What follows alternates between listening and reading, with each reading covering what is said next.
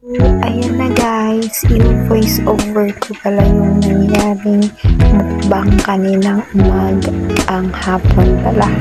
Kaninang hapon. So, ito na nga yung nasa video. Let's check it out. So, ayan. May dala akong mga binarata ng mangga sa isang Tupperware. Tapos, napag-desisyon na namin magkakaibigan na bumili na lang kami ng alamang kasi wala nang alamang sa bahay. At ayan, habang nag-video kami ay kumakain-kain na kami ng mangga na may alamang. So, tingnan nyo naman yung mga expression namin. Sobrang masasarapan kami sa alamang at mangga. Nagtatawanan pa kami dyan. And then, boom! Saw-saw pa more.